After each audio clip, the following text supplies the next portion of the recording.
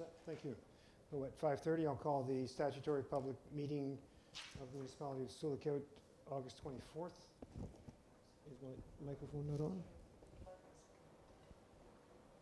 Is it not on? Showing green. Yep, nope, we're good. Oh, okay. Good. Call to order. Introduction of amendments to the agenda. Through you, Mayor Lawrence, I have none. I need a motion that the agenda for the statutory public meeting of August 24th be approved as presented. Moved by Councillor Howie, seconded by Councillor Fenlon. All in favor? Carried. Declarations of pecuniary interest. Through you, Mayor Lawrence, I have none. Thank you. So this is a housekeeping zoning bylaw amendment, Z05-2022. The applicant is the municipality of Sioux. This public meeting is being held pursuant to Section 34 of the Planning Act, RSO 1990, Chapter P13, as amended. The proposed amendment is a housekeeping update to various sections and schedules of the current zoning bylaw. The planning coordinator will confirm how notice was served to advertise the public meeting. Through you, Mayor Lawrence, notice was circulated to internal staff and external bodies by email. Notice was advertised in the Sioux Bulletin and on the municipal website and social media. It was also sent by mail to property owners and to various agencies. Thank you. The planning coordinator will provide a summary of the application.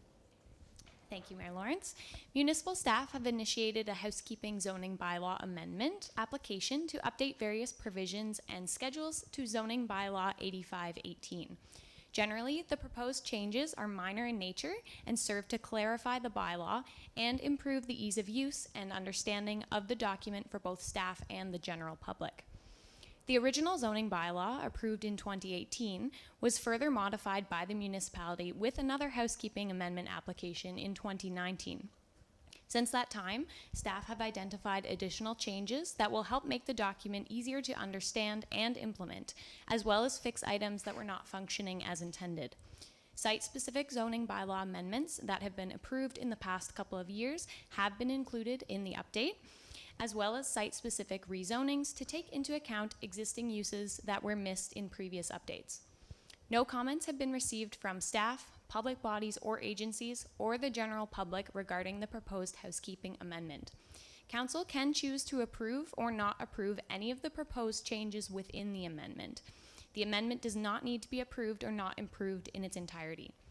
Staff are of the opinion that the proposed amendments are consistent with provincial policies and conform to the official plan, and so recommend that the zoning bylaw housekeeping amendment be approved. If comments are provided at this public meeting that council feel cannot be properly addressed, staff recommend that a subsequent report be prepared to address these comments. Thank you. And now we will go through the formal parts. You've already answered some of these questions. The planning coordinator will read out any correspondence received from government agencies and municipal staff. Through you, Mayor Lawrence, there were no comments received from government agencies or municipal staff. And the planning coordinator will read out any correspondence received from the public.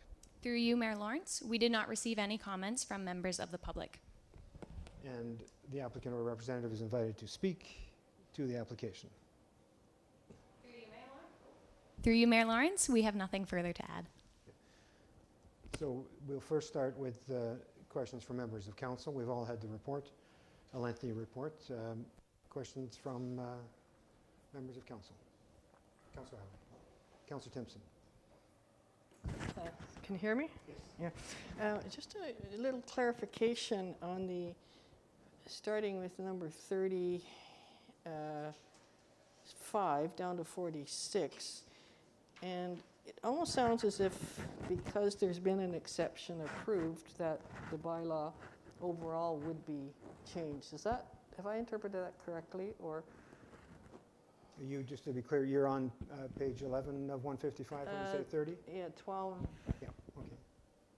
Yeah, from 12 to 13. I just didn't know if I was interpreting that correctly.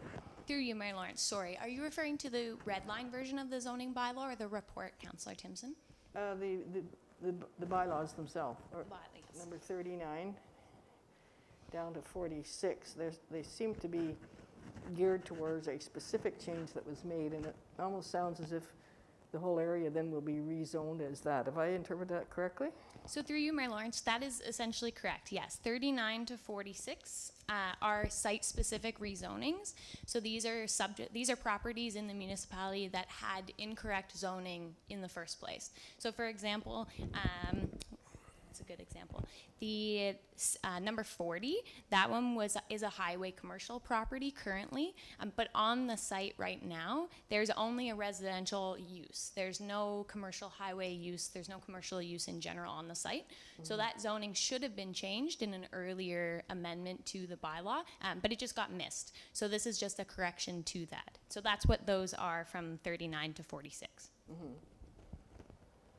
But that whole section would be changed to something new, even though there was, then what does that say then for the exception? Because these were supposedly exceptions, but everybody else would have to be according to the bylaw. So does that mean that the whole, So through you, Mayor Lawrence, some of them are exceptions. I believe number 44, 43 and 44 are exceptions. The other ones are generally actually just reverting back to standard zones. So for example, moving back to a regular R1 zone or moving back to a downtown commercial zone. So yes, some of them are exceptions just for that single property, but most of them are actually just moving back to a general zone, if that makes sense. so should we be looking at 43 and 44, or keeping them as exceptions and not rezoning the whole area? So through you, 43 and 44 are site-specific, so they're actually for a property on Abram Lake, Pelican Lake, sorry, getting my geography confused here. So they're a property, an existing property on Pelican Lake, who actually originally were exception zoned back before amalgamation, this quite a few years ago. So it got missed in subsequent zoning bylaws when the town became amalgamated with those lands. So that's why those are an exception zone, but it is just reinstating a zoning that was actually there previously. So those are kind of unique compared to the other ones. Yeah, my only concern was that, you know, we don't just then have free-for-all development in a community, in an area that is supposed to be residential, but because there was one exception of a commercial, then you can put another commercial there. But that kind of thing should come to council, I believe, or to the planning committee. That's my concern, is that we just don't want a free-for-all in certain areas for. Sure. If I'm understanding you correctly, these are all for individual properties, like one single lot, one single parcel, and they're either recognizing an existing use that's already there, so the zoning should have been there in the first place, or it's recognizing a use that was there, was in the zoning bylaw, was in the bylaws, was approved many years ago, and then it got missed in subsequent. So there's no free-for-all. It's basically recognizing existing uses. I'm not really good at the planning details, so it just wasn't totally clear, but thank you. Thank you. Councillor Bath. No, I don't think I have anything. I'm glad to see the clarification on some of the issues, and it's good. I'm fine with it. Councillor Fanlon? I have nothing. Councillor Lego? Nothing. Nothing. All right, so we will move on to questions from members of the public. Members of the public are invited to speak to the application. The public can ask questions of clarification or seek background information, speak in support of the application, or speak in opposition to the application. All questions will be directed through the chair. It is requested that only one question be asked at a time.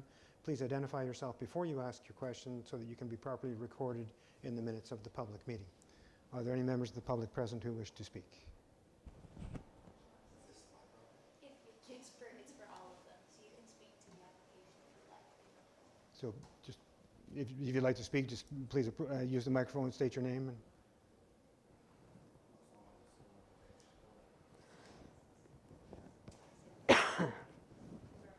Good? Yep. Conclusion of the closing of the public meeting. So yeah, my understanding now, this will be adopted tonight, will it, in the bylaws? And there are no changes in this. So it's, the report has been accepted wholesale? Through you, Mayor Lawrence, yes, it sounds like council is okay with accepting the changes wholesale. There is a 20-day appeal period, just like other zoning amendments, so that will be in place if council approves tonight. But yes, that's correct. Thank you. This concludes the public meeting regarding the housekeeping zoning bylaw amendment number Z05-2022. If any member of the public wishes to be notified of the decision of council in respect of the application, you must make a written request to the planning coordinator. Notice to appeal the decision of council to the Ontario Land Tribunal must be filed with the planning coordinator no later than 20 days from the date the notice of the decision is circulated. Notice of appeal shall be sent to the attention of the planning coordinator and must include the following information: the reasons for the appeal and the fee as prescribed under the Ontario Land Tribunal Act in the amount of $1,100 payable by certified check to the Minister of Finance, Province of Ontario. Only individuals, corporations, or public bodies may appeal the decision of council to the Ontario Land Tribunal.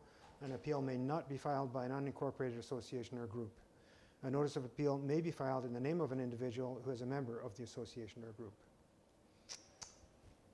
So we will go with option 1. The council receives the planning report dated August 24, 2022, respecting zoning bylaw amendment number Z05-2022.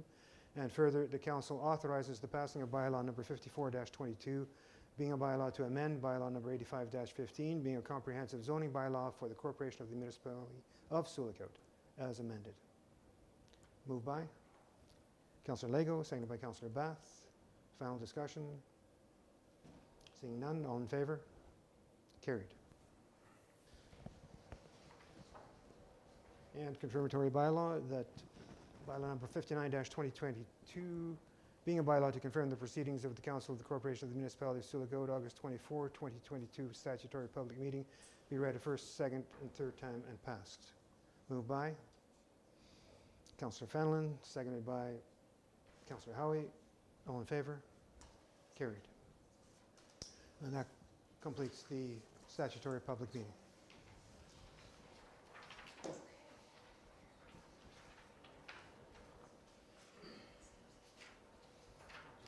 Give a moment for the public to...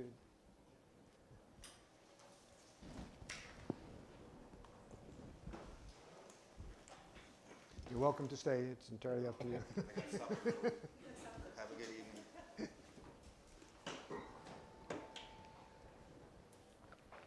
I will call the regular council meeting of the Municipality of Sioux to order at 5:40 p.m. And welcome everybody to our second in-person meeting. Is that correct? Did we start back in July? And as we start, I think it's appropriate we acknowledge that we are on the traditional territory of the Lac Sioux First Nation within the area of Treaty 3, and that many of the people and communities we serve are in Treaties 5 and 9, the Anishinaabe Nation. And on our Saturday, we're going to have just a public announcement here, a grand opening of the town beach, weather permitting. I think there'll be a rain or thunder day if the weather goes south or north, whichever way it goes. So the event is Saturday, August 27th at 11:30 p.m. until 2 p.m. There'll be food, cake, music, and just a general celebration. Nothing very formal, I don't think. So everybody's welcome, members of the public are welcome, and certainly all of council and staff are welcome. So, amendments to the agenda? Through you, Mayor Lawrence, if council so wishes, they may wish to add item number 7.11, the housekeeping zoning bylaw amendment.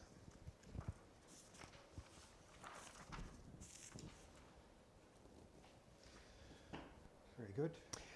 As well, under section 10, council may wish to add bylaw number 59-22, being the bylaw to make those housekeeping amendments to the zoning bylaw. Thank you. So with those two amendments, a motion that the agenda for the regular council meeting of August 24th, 2022 be approved as amended. Moved by Councillor Bath, seconded by Councillor Timpson. All in favor? Carried. Declarations of pecuniary interest. Through you, Mayor Lawrence, I have none. Thank you. And a motion that the minutes of the regular council meeting held on July 20th, 2022, and the minutes of the special meetings held on July 20th, 2022, and July 27th, 2022 be approved as presented. Moved by Councillor Fenelon, seconded by Councillor Howie. Discussion? All in favor? Carried. And a motion that the minutes of the Cedar Bay Development Ad Hoc Committee meeting held on July 13th, 2022, and the meeting held on July 28th, 2022 be received. Moved by Councillor Lego, seconded by Councillor Fanlon. Discussion? All in favor? Carried. Determination of items requiring separate discussion. 7.1, Planning Act changes. That's just part of the bylaw. So this is, okay, sorry, this is separate. That's correct, yeah. Planning Act changes. This was informing us of various changes in the Planning Act. 7.2, participate in the Kenora District Mutual Aid Plan 2022. 7.3, Ukraine Sister City Agreement. Councillor Timpson. 7.4, Bigwood Service Extension Project Update. 7.5, Bigwood Service Extensions Upgrades, Curtis Street Water Booster Pumping Station Upgrades, tender. 7.6, 2022 Current and Projected Loan Breakdown. Councillor Lego. 7.7, Vesting of Property Unsuccessful Tax Sales. Councillor Timpson. Request to rename a portion of Front Street to Valor Way.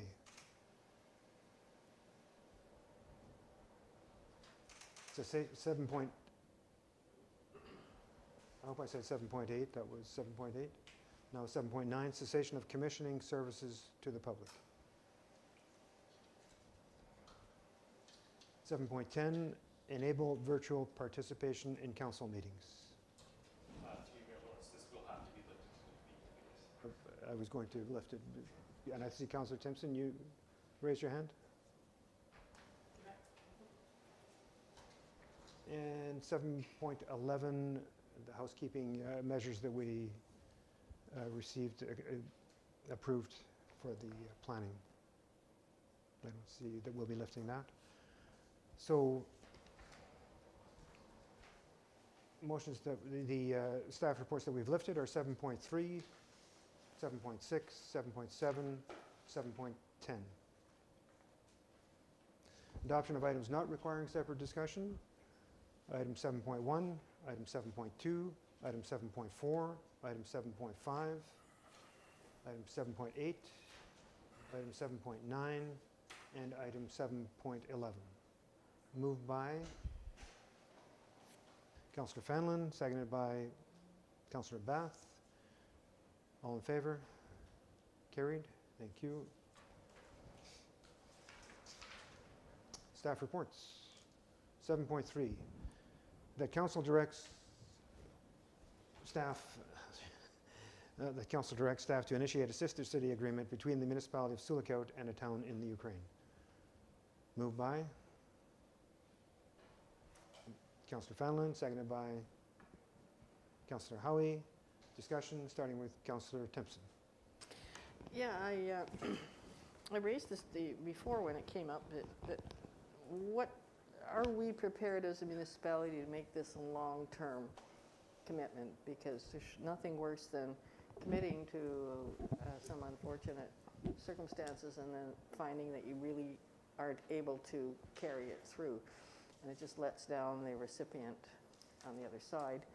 And it's not that clear what we would be doing, particularly now, given that there's a war. I can't imagine there being hockey exchanges or anything of that nature. But the main thing is, how long is the commitment, and how can we assure that it will be,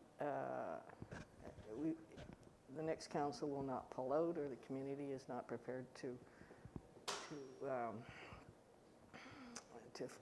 volunteer or to be part of it.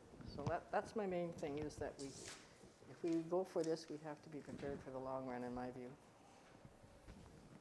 Okay, so Mr. Staff, did you want to respond to that? In any way, is there any information that you can? Through you, Mayor Lawrence, yes, I would like to respond to Councillor Timpson's questions. So basically, before we jump to a conclusion of what we are committing to and what we are not, I would like to bring forward what a sister city agreement is. Like, I'm pretty sure everybody has an understanding of what the thing is, but the Google definition, what a sister city agreement says is, it's a relationship which is broad-based, long-term, and between two communities in two countries of similar nature. The term used as sister cities, there is a reason behind that. Like, it's similar to the sisters what we have. We don't have to carry any other's responsibility, but we have a good relation, and we share the happiness and be a crying shoulder to the sadder part. Like Councillor Timpson brought up, like, we have war going on, and the economic development of different cities of Ukraine is not that great. But on a sister city agreement basis, we can share ideas. We can take some good from them, and they can take some good from us. And I'm pretty sure Sioux Lookout has a lot to give them. We can be a shoulder, like there is a new family in town which everybody is aware of, and municipality has been with them. There is just one family. There could be a lot of families, and like there is a very well-known medical institution there which could be a good provider of medical doctors and other facilities. Yes, hockey exchange and youth exchange is not a very short term, it's not a short term thing because with the war going on, but moving forward, those points can strengthen the relationship. And if only there is a mutual benefit, we can, like, I'll give an example of Calgary. Like, I was in Calgary, and Calgary is a sister city to one of the big cities in India. They don't have to take each other's responsibility. They are just on papers where they have delegations and exchange programs, which does benefit both the cities. And so that would be my answer to the question. Thank you, staff.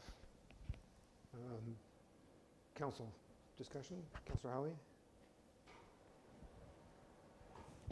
Yeah, I guess the only thing that I'll say is it was a very thorough report. I liked a lot of the linkages that you made to our community to theirs, so I fully support this. Councillor Bath. Yeah, I'm certainly in favor of it. I know in the past, in the dealings that certainly what I had with the the Rotary canoe trip and things like that, you're meeting people from different countries and different cities, and the value you get out of those small meetings. It's not like going on being a tourist and going to a town. You're meeting people on a one-to-one basis and on a daily basis, and you sort of become part of their life. So I feel this is sort of the same thing, maybe not quite that personal, but certainly the same idea. So I'm in favor of this. Councillor Fanlon? Yeah. Councillor Lego? And maybe at one point, maybe some kids will come over for the canoe trip. So Probably already been here. probably already been here. So no, I'm in support of this. Has Sioux Lookout ever had a sister city agreement before in the past? Clerk, are you aware of any? Through you, Mayor Lawrence, back in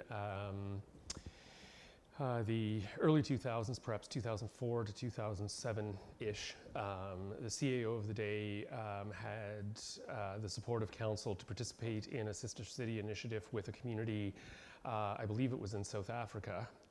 But in that situation, it was a specific initiative that was funded by the Federation of Canadian Municipalities that actually provided funding for travel back and forth. And the specific initiative, if memory serves me correct, was to focus on helping municipal leaders in that community develop skills and so on to be even better municipal leaders. That, to the best of my knowledge, is the only other time we've been involved in this type of initiative. Thank you. And staff, I know that the MP's office has been key in setting. Are they there to help us in move this forward? Through you, Mayor Lawrence, yes. I did have a personal conversation with MP Eric Melilo when he was at the trade show, and the constituency assistant, Jordine, has been really helpful to us. And moving forward, they'll help us in this initiative. Very good. Councillor Timpson, I think you asked some good questions, and I think we go into it with the intent of it is long-term. Yeah, and we need to have that intent, and we can't predict what other councils ahead of us will do, no. I mean, I totally support the idea. I just have seen so many of these types of things, they just peter out. People later on have no interest in it. Will council be willing to fund some? If there is exchange, will council be willing to put the funds into it? I think if we go with this, we have to make sure that it's ingrained in our council culture, that we carry on with it. Because I think the worst thing is when we get into this stuff and then we pull out. Agreed, and I don't think we can commit council to funding anything ahead of time, is that right? I mean, we can say there's an intention to CIO? Through you, Mayor Lawrence, yes. Moving forward, these initiatives are going to come through staff to council and through a budget process and get approval.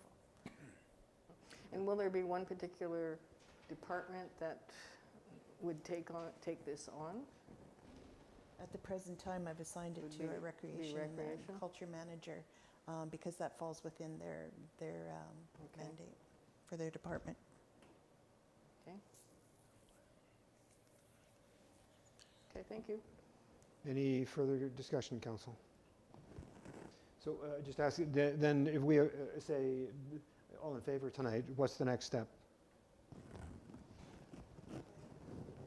Mayor Lawrence, the next step would be after the council approves this initiative, we'll get back in touch with MD Eric Melillo's office, and there will be an initiation, obviously virtually as of now, and then we'll look forward to the next steps as guided by them. Very good. Thank you. Thank you. If there's no further discussion, all in favor? Carried. 7.6, the council receives the treasurer's loan updates report. Sorry. Through you, Mayor Lawrence, we were so eager to get to the staff reports, we actually skipped over the delegation. We're- Oh, yeah, I wondered. You're right. I wondered what it Del- was. Myself included, I was also very eager to get to the reports. But it's interesting because delegations, consideration of items requiring, sorry, I just rolled into it. My apologies. We're all new to this. Don't say that. We're always learning, being reminded. All right, so do we want to step away from this and into delegation? Very good. All right. So we do have a delegation. I apologize. Asset management plan presentation. The presenters are Citywide and Carly Collins, treasurer.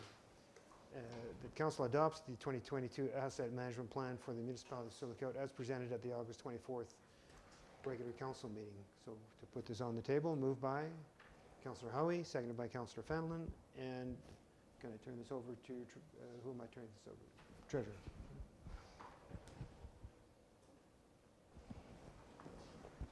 Through you, Mayor Lawrence, tonight we'll be presenting the 2022 Asset Management Plan. With us, we have Chris and Marisa, who we've been working with over the last 7 months to put this plan together. It took quite a bit of time for us to do that, and I will pass it on to them to present the outcomes of this plan. And before you start, I apologize. You can hear all right? Yes, we can hear you. Can hear me fine? Yes, we can. Thank you. Thank you very much.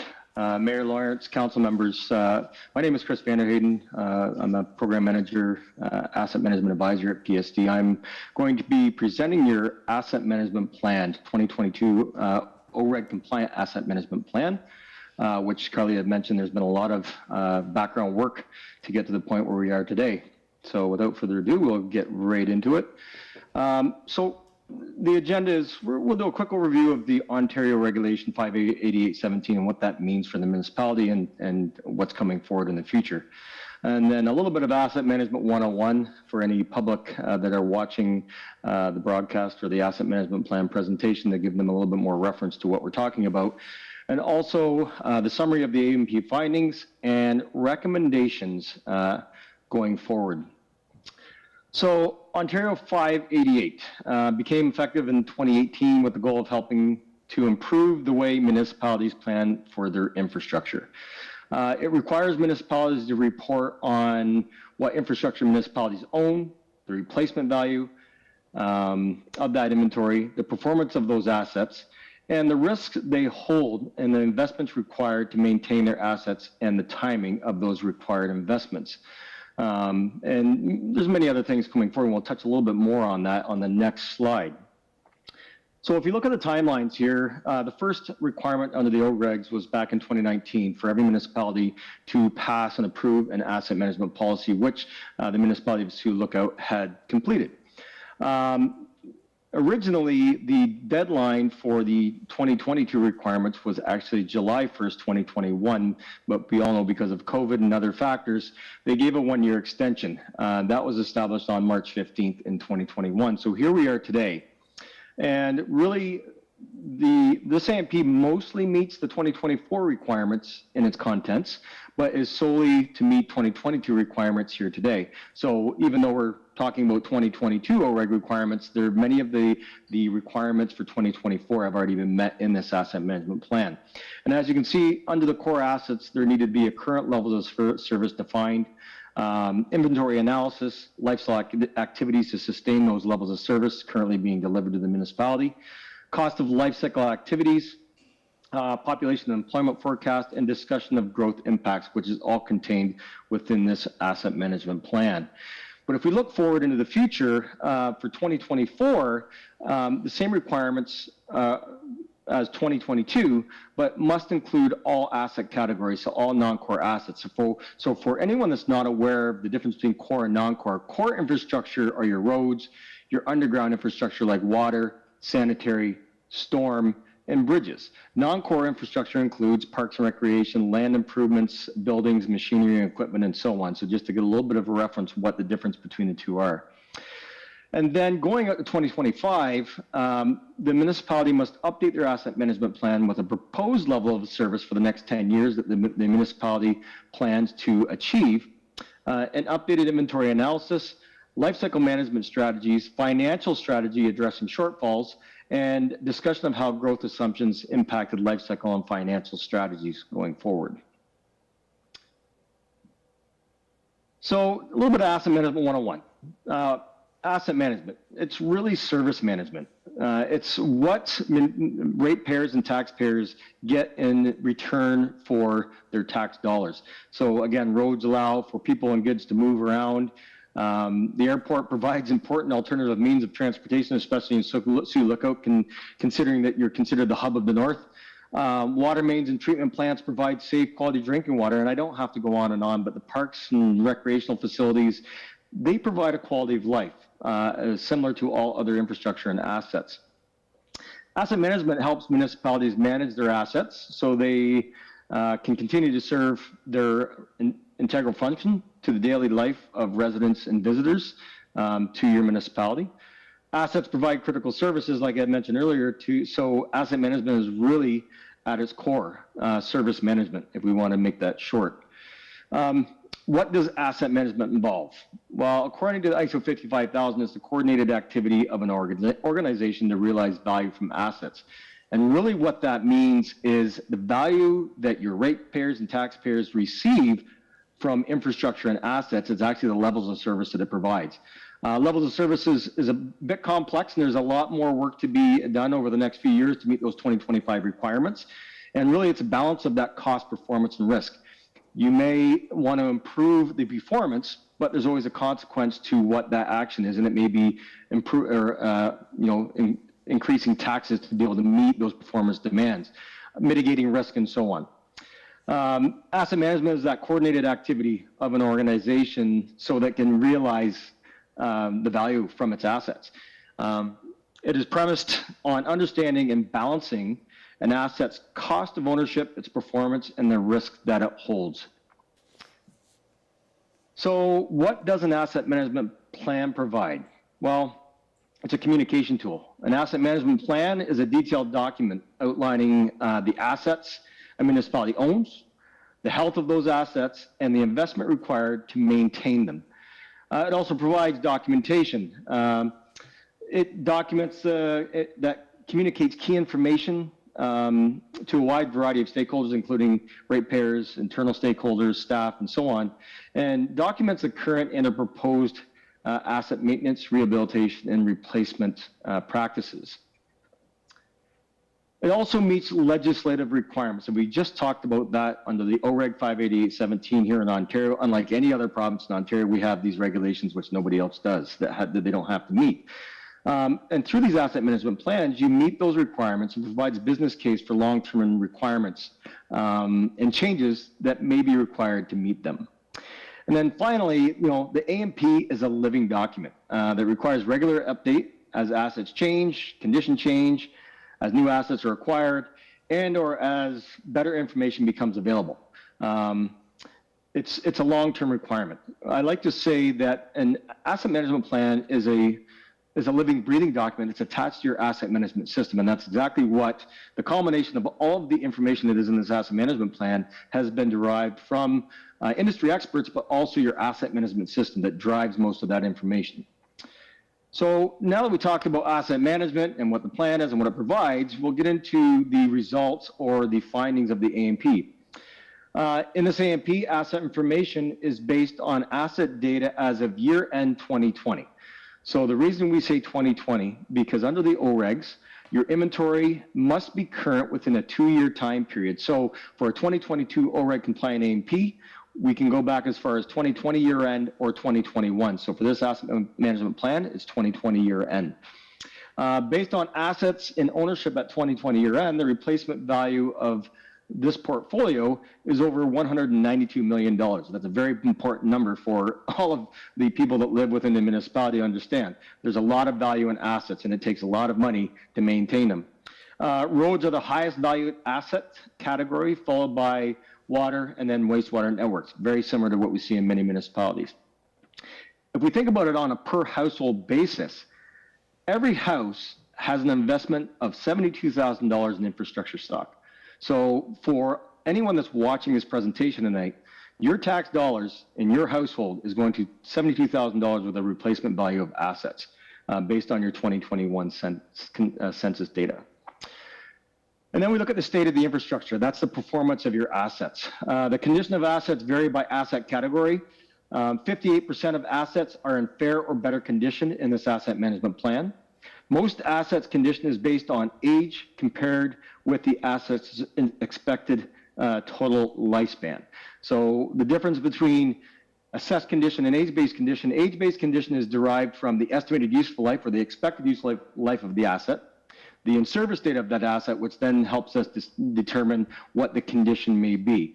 Assessed condition by far is the best source of condition information that you can use to make your decisions.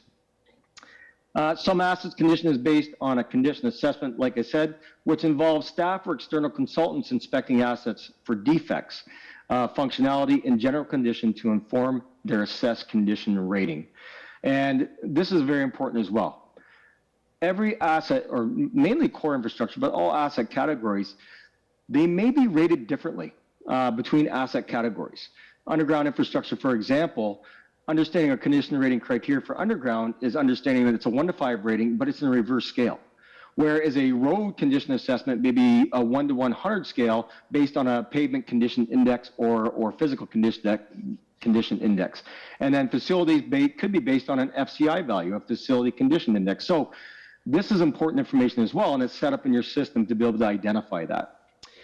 The town is also actively working to upload recently completed condition assessment information, and it's an ongoing process, so I just wanted to mention that. So now we look at the forecasted capital requirements. And based on the information and data that we had to work with at the date of 2020 year end, the average annual capital requirements is approximately $6.5 million annually. Now, there is one thing that is very important to note. Asset management plans in Ontario can only consider sustainable funding sources. So for that reason, asset management plans cannot consider the one-time federal grants or transfer that you may receive for infrastructure projects and so on. And the key to that is sustainability. So what they're talking about is, we don't want you to look at what you may get. We're going to look at what you do get, what you know, what those sustainable funding sources are. And if you're truly to become sustainable, independent within the municipality, this is that number. So it's very important to understand that there's a lot of funding that was not included in this, and that may make those rates seem a little bit high when we get to those. On average, like I said, the town should be investing about $6.6 million. When reviewing asset investment requirements until 21-20 and reporting in 5-year cumulative bins, we see that the investment requirements fluctuate in the amounts and the assets that require investment from one 5-year bin to another, spiking most significantly, as we can see, in 2075 and 2080. And so, again, it's to be able to represent every single year over the period of the forecast, it would be very hard to represent.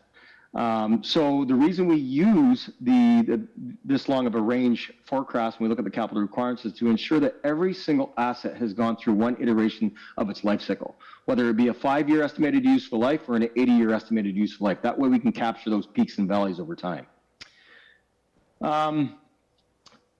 Based on funding available, the annual capital deficit is $3.1 million annually. And now again, it's based on sustainable funding sources. That's what we're looking at. Noting that any surplus that may be accrued under airport assets may not be used to fund any other asset category. This is based on maintaining the current levels of service for the existing assets and does not factor in any impacts of adding new infrastructure due to population growth, if any. So as we can see here, tax-funded assets, annual average requirements, if you were to break it down by rate-funded and tax-funded, is $2.7 million annually, and very comparable, the rate-funded assets at $2.96 million, which then we can see the annual infrastructure deficit per core infrastructure group. And then we have the airport assets with an annual requirement of $950,000, and which shows an annual capital surplus of $200,000. So that's a very good news story. We don't see surpluses very often. I've delivered asset management plans throughout Canada, and every municipality has a deficit. So it's a common theme for anybody that's watching tonight. The municipality of Sioux Lookout is not unique by any means.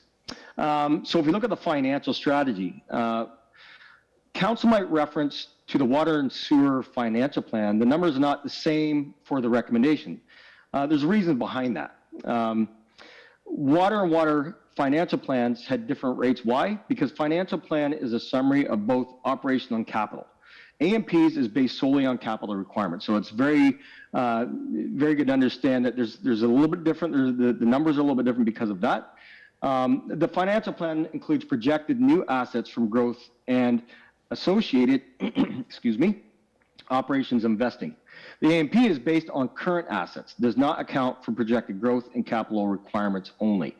Asset management plans are also calculated on today's current value. We do not look at what projected inflationary replacement costs will be for like assets in the future. It's based on today's current valuation solely. So if we look at the tax-funded assets, we're looking at a recommendation of 10 years to be sustainable on an average annual tax rate change of 0.9%. Rate-funded water assets over a 20-year period and an average annual tax rate change of 2.6%. And the rate-funded wastewater assets, 15 years at 1.7% annually. So finally, the key AM program recommendations. So obviously to continuously review and refine asset data. So make sure that your information and data is current. All of your acquisitions are captured within your database, and all disposals are captured within your database, and so on. But also updating not only the replacement costs, but the condition of those assets is very important. Review lifecycle management strategies. So we all know that new innovations come forward. We have new opportunities to apply different treatment strategies to different assets. So it's very important that we recognize that within your life cycle strategy so they are accurate and also up to date with the most recent technology and treatment strategies out there. Develop and regularly review short and long-term plans to meet capital requirements. Also, measure current levels of service and identify sustainable proposed levels of service. Now, that's the 2025 OREG requirement that I have been talking about. So over the next 3 years, you have to include what those proposed levels of service are going to be for the municipality, which must be included in your asset management plan. And also develop a communication strategy, and it's very important to engage the public on asset management. And also obtaining that feedback to inform development of proposed levels of service. So the municipality, taxpayers, ratepayers, they must understand. Everybody has that wish list that they would like to see, but it costs money to get that wish list. So understanding what a target levels of service is and what it means also informs the public that it may cost more money, or we may have to, settle with our roads being in 75% good condition at any given time versus 50% good condition at any given time, to give an example. And also assess resource capacity in managing asset management programs. We know this with working with municipalities throughout Canada, that asset management is not something that is just done at the sides of your desks. It takes commitment, it takes a lot of effort, and many municipalities are also looking towards adding those asset management coordinators to their staffing. So it allows staff that were hired to do their jobs and let the asset management coordinator manage all of what we're talking about today. So with that, I will open up the floor to any questions, and the questions can be directed to myself, Marisa, our other asset management consultant with us here today, or even Carly. Thank you so much, and I'm welcome any questions or comments. Thank you, Chris. Councillor Lego. Just to clarify, the annual capital deficit for tax-funded assets at 1.46 million, that's per annum. So we need to come up with that every year over the next 10 years? Is that what that means? Yes, but again, what that is a projection. As we know, as the economy changes, as inflation increases, those numbers can change. And maybe over time, as the economy gets back on its feet and inflation starts to fall back, then it obviously will change. It's dynamic. So again, what we're looking at here today is solely projections. Okay, and if that's the case, how did the 0.9% average annual tax rate change for tax-rated assets? How did you get that number? So through Mayor Lawrence, that tax rate was calculated looking at sustainable funding sources solely. So again, those tax increases do not incorporate those federal grants that you receive, infrastructure grants and transfers that you may get from time to time. So that tax rate increase is solely based on the replacement value of your asset portfolio today, the sustainable funding sources that you've received over the last year that we've been able to analyze, and that is what that tax rate is generated from, if that helps answer the question. Okay, just going by our last budget, to come up with 1.46 million, we'd have to increase taxes by 6.8%. to come up with that 1.46 billion. So it's a very shocking number, and every municipality, we get the same question all the time. But again, and I have to reiterate this, the public needs to understand that it's not, we're not looking at, you get infrastructure grants, and honestly, any municipality in Canada would not be able to be sustainable without infrastructure grants, but unfortunately we can't include that money or revenue stream in the asset management plan because it's not considered sustainable. So, what we're looking at is if we were to be fully sustainable without dependent on the additional grants and transfers that we see from time to time, this is what we'd be looking at. all right, thank you very much. Councillor Timpson.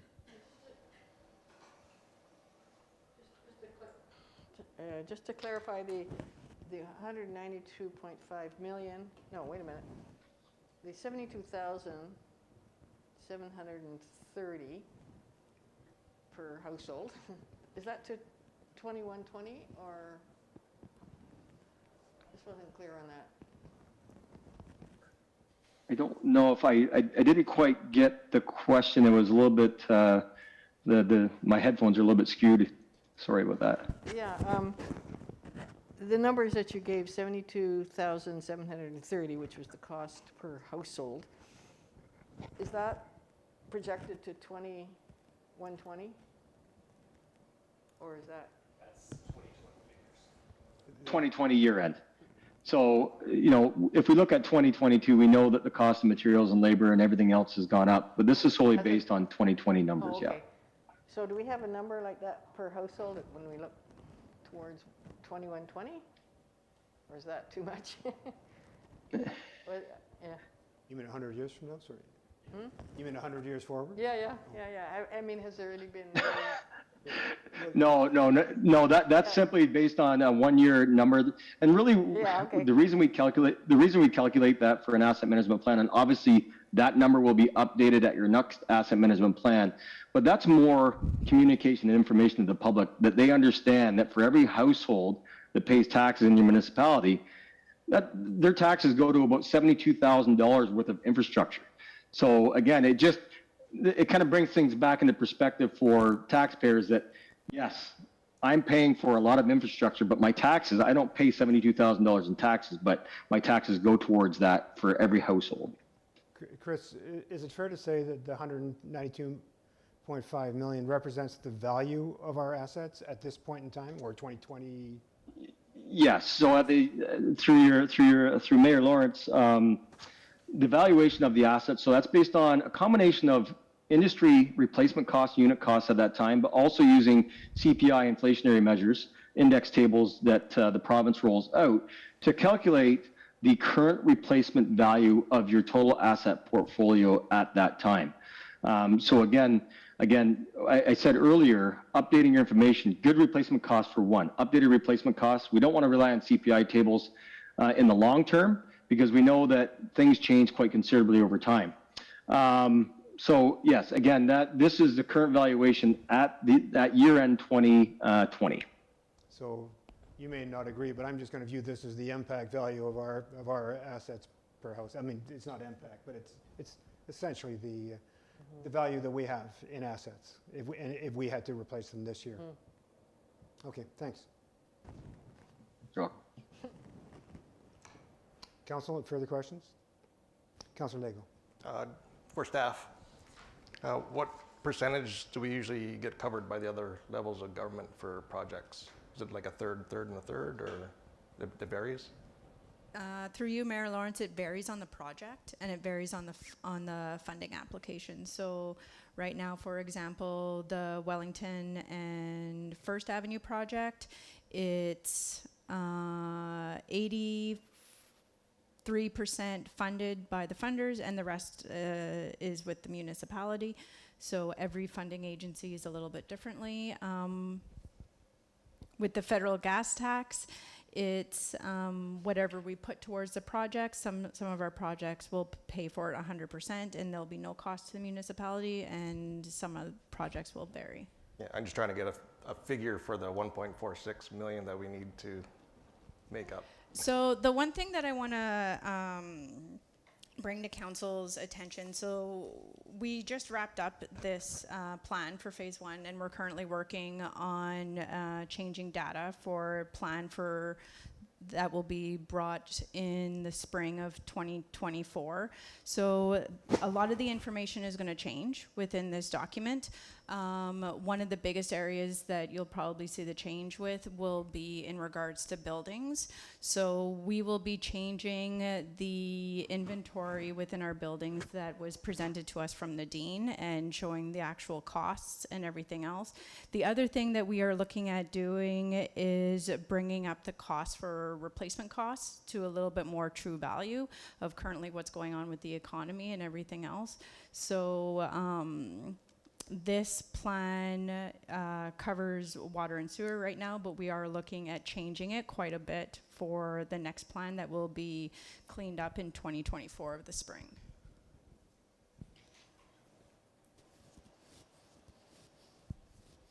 Councilor Lego. And when do we have to start acting on this? In 2025 or right now? Through you, Mayor Lawrence, acting as in? Well, the plan. Well, When does it have to be implemented? staff currently is looking at, they currently work with this right now and to a certain extent. We are working with the work order system right now in regards to tracking all the maintenance that we do on all of our linear infrastructure, and we are looking at tracking all of our maintenance in regards to all of our buildings. All of that, when linked together within the software, will change the useful life of everything, the replacement costs, and so forth and so forth. So the, I guess, short form, yeah, the municipality is already working with the plan and making recommendations with the plan. The plan we also have to use in regards to funding applications. So that's the biggest need with this as well, is we have to show that when applying for funding, it's in our asset management plan that it shows that these areas are at risk of breaking or may cause problems down the line in regards to high risk areas, like maybe something that would happen on 7th Avenue because you have the hospital right there and everything else. So staff are currently working with the plan, and we're getting better month after month with making changes with how we do our day-to-day operations. So it's a living document. It is totally a living document. Thank you. So it was the province who mandated asset management planning, and we have to Councillor Lego's earlier question, what is the accountability of the municipality to the province? When does the province say you're not keeping up, we're not going to, you'll lose funding, whatever? How does that all work? And knowing that we're probably just average along with all the other municipalities, but we can't keep up with what's going to be in this plan, I'm guessing. So what are the consequences provincially?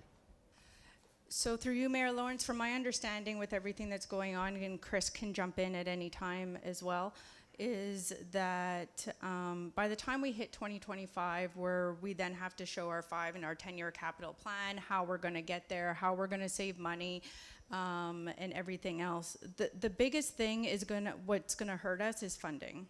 We have to be able to show that the municipality are doing their due diligence to set money away for infrastructure and building repairs and everything else, so that we can show that the municipality is contributing towards projects, and we're not always taking out long-term debt towards things. I don't believe that, as of right now, that the government expects all municipalities to be able to fund infrastructure 100% without some sort of funding agency being able to support them. But they do expect municipalities to start doing their due diligence in saving money and having trying to find ways to save things or group projects together and put money aside into reserves to help offset the long-term debt, and to show that council understands and are looking at their asset management plan and their assets in general. Well, I would suggest we already are doing that, and I would suggest that as we move forward, we're not going to be able to forward to, we will continue to have an infrastructure deficit. My question to Chris would be, what does the province intend to do about that? Well, through you, Mayor, that's a very good question, and I can't answer on the province's behalf, but the one thing I wanted to add to what Carly was saying, the reason the OREGs have come into play, it's also promoting some consistency in reporting from municipality to municipality. So when the government looks at what is the infrastructure deficit, say, across the province, with these requirements, everyone has to report in the same fashion on the same thing. So the reporting that they're going to get in return to be able to analyze this is very consistent. I think that's the most important piece, is it's the consistency, because we know in the past, we look at the infrastructure report card in the past, you weren't really comparing apples to apples. It was whatever information and data that the municipality was providing to that overall report. So this is actually promoting the consistency, and I believe it's going to provide them with some tools to better understand what our municipality is faced with and what is that infrastructure deficit that we're all experiencing. Perhaps the municipalities that are going to be a greater problem are the ones who don't do their asset management planning and don't do even though we won't be able to keep up financially, as long as we keep up with the reporting and the asset management, then we're probably farther ahead with the province than those who don't do that. CIO. Just to add to that, when the OREG was implemented and introduced to municipalities at that point, preliminary asset management plans needed to be done, and we had to show that those plans were done to the province every time we put in a funding application. And that's still part of the funding applications now. We have to show that we're doing our due diligence and where is this infrastructure project identified in your asset management plan to prove that then the need is there to replace or enhance the asset. So, Council? Councillor Bath. As you all know, that I'm always concerned about not raising water rates and not raising user fees to keep up with inflation and costs. But when I look at and particularly, I'm going to use water as an example here. When I look at page 55, it shows the useful life, an average life of the various parts of the water system. They're quite different than what we're basing our annual rate changes on. Can you explain why that would be?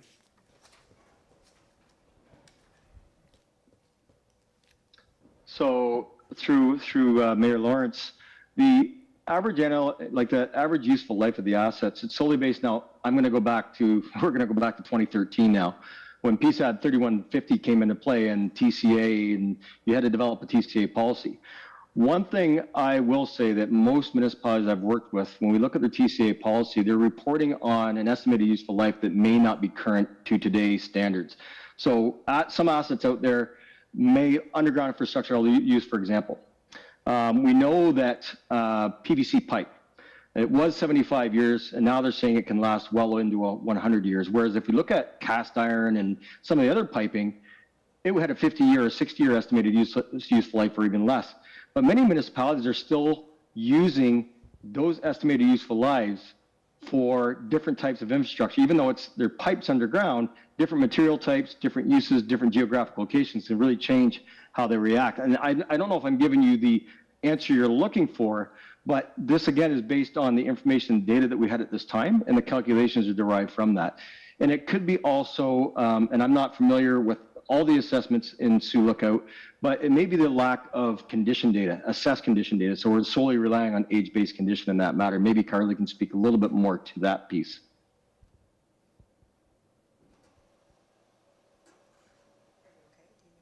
Well, it sort of throws a bias into what we're looking at, because we're looking at the estimated useful life. That's not Sioux Lookout. That's everybody else's estimated useful life. Is that correct? No, the estimated useful life within the asset management plan is the numbers pulled from your asset management system. It's not everybody else's useful life. It's whatever was in your TCA policy when it was I don't know when the last time you updated the TCA policy, but those numbers would be calculated from that. So then why are we using 10, 15, and 20 years to amortize our water and sewer at the 0.9, the 2.6, and the 1.7%? It's all dependent on the component type. So again, your valves and your hydrants, it says 30 to 60 years on page 55, but that's because those two components are lumped together in one line item. So one may have a 30-year estimated useful life, the other may have a 60-year estimated useful life. So it's a range of the different components within that asset category. I guess the concern I have then is the province is going to look at us if we're following our plan. Our plan says we should be raising water and sewer rates 2.6% every year and 1.7% every year. We aren't going to do that. And our customers wouldn't allow us to do that.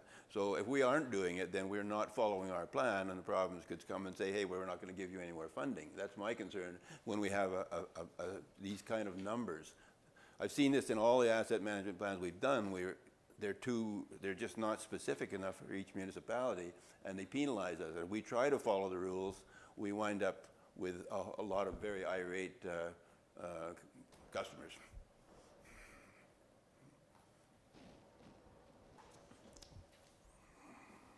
So through you, Mayor Lawrence, to add to that in regards to the increase of the water and sewer rates, is when we did the water and sewer financial plan, we looked at multiple things. We looked at what our operations are going to be. what our capital future looks like in regards to long-term debt or projects that we're currently looking at possibly doing. Again, some of the numbers are like everything else.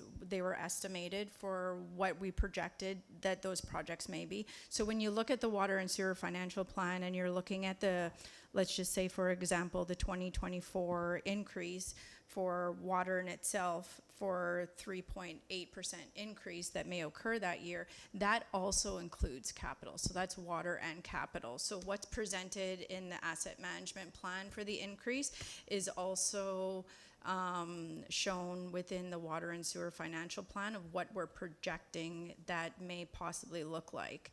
Now, I know that council didn't approve all the increase all the way up until 2031. So what staff is doing every second year is bringing a report to council when it comes time to do those increases and taking into consideration where are we currently at with operations, what is that, what we're expecting that to cost us, where are we currently at with capital projects, what do we need to do that, are we still putting enough money away in reserves in order to fund future projects that we know is currently going to happening or future items that we know may possibly break for day-to-day operations. So that is all included in the water and sewer financial plan and within the AMP. So the AMP shows just capital, as with the water and sewer financial plan, it shows operations and possible capital. Okay. Does that answer? Probably not, but it's okay. You did a good job, though. Good. Treasurer, what have we been averaging as a percentage increase in water and sewer rates? Roughly, on an annual basis?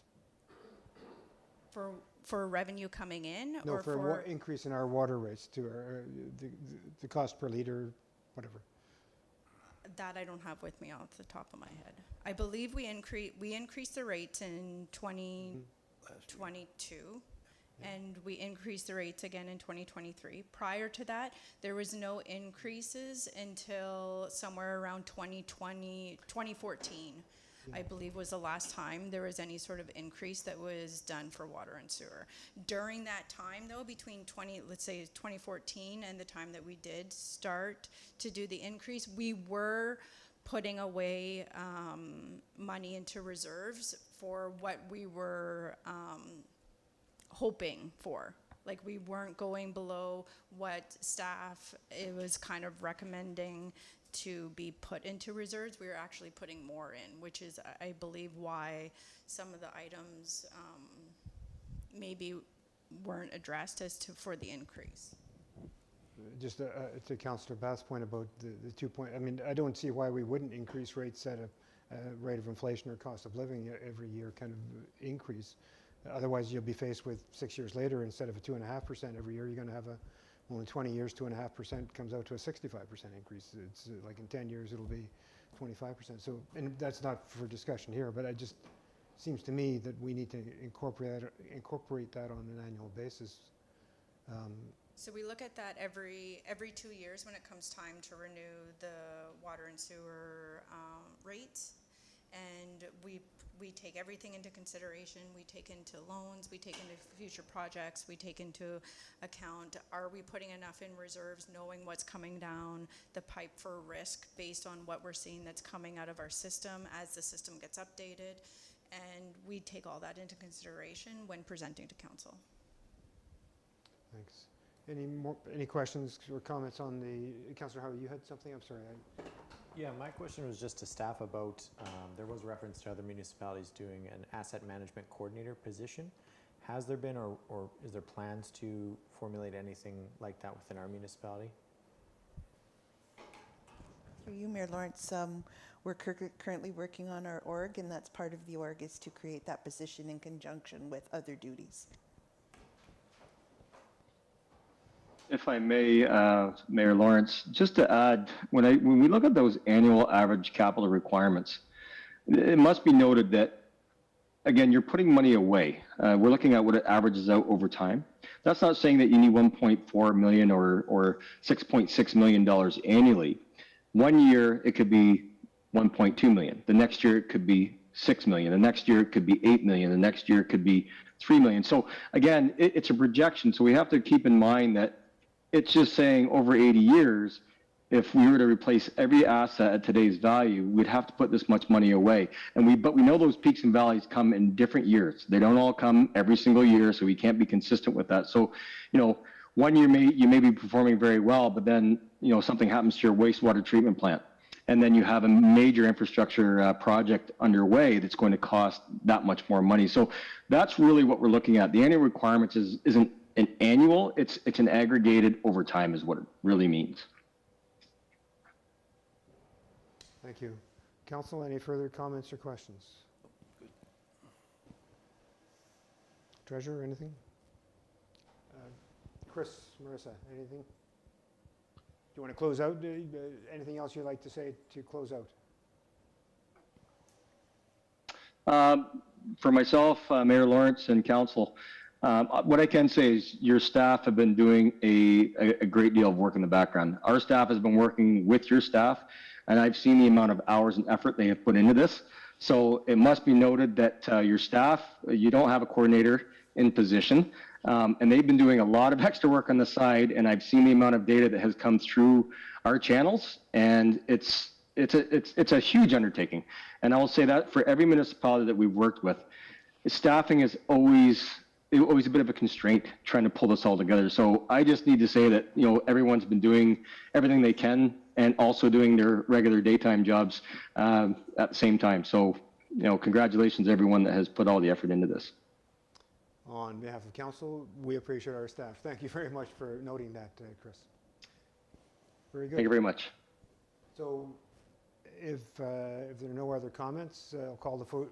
We are receiving this report? Are we Yes, adopting the asset management plan?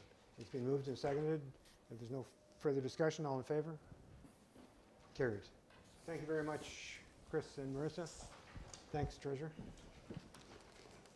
Now we'll bump ahead in the agenda.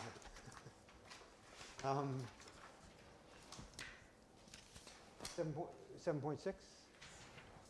The council receives the treasurer's loan updates report number 2022-80 dated August 24, 2022 as information.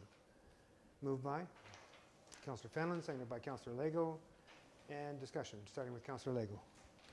For staff. Just in regards to our long-term debt, do we get penalized by the bank if we make more payments on loans, or is it loan specific? So through you, Mayor Lawrence, that's a conversation that I'm actually having with some of the loan companies right now in regards to can we make lump sum payments. So currently right now we're with 3 different loan companies, and I've started those conversations to find out if it is or is not possible, or can we only do it, let's say, when it's time to renew the loan. So those are discussions that we're currently having. Okay. And also in regards to if there are ever surpluses with the municipality, is there any talk about using some of that surplus to pay down some of our debt? So I'm hoping to have the 2021 year end wrapped up shortly. I know it's a lot longer than what it usually is. There are a couple of items that has been taking longer to do it, mostly due to the asset management plan, and a couple of other internal items. So once we know the surplus, there'll be a report going to council with staff's recommendation to put whatever type of surplus there is towards certain projects and possibly some other items after discussions with the CAO. Okay. Yeah, it just like, to me, I would like to not pay so much interest in the long term. So, just for example, buying the facility vehicle outright, if we have the money in the bank, and saving, $6,000, $7,000, $8,000 in interest, or the library generator, it's $73,000. If we paid that outright with surplus money, we would save $25,000, $30,000 in interest fees, so, and that money could be used elsewhere. So currently, if you were to look at the bottom of the list where projects waiting for 2021 year end, depending on what the surplus amount is and everything else, those would be part of my first recommendations would be those assets.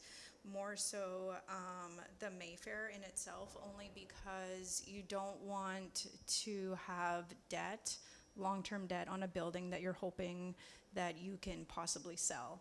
And then now you have a debt on a piece of building and you no longer own that building. But all those things will be brought to council for council's direction to staff and other items once the 2021 year end is all wrapped up. That's all I have, thank you. And we would consider on applying surplus to new projects that require input because the interest rates are going to be they're much higher now. So we, rather than paying off an old loan that has a 2% interest rate, if we can avoid a increase, Yeah, definitely. So that'll all be taken into account. So through you, Mayor Lawrence, this document right here, I'm hoping that is the worst case scenario in regards to interest rates. And I will be bringing a report to council next month in regards to current projects that we need to take debt out for, and with the different types of recommendations as to how we want to do that debt.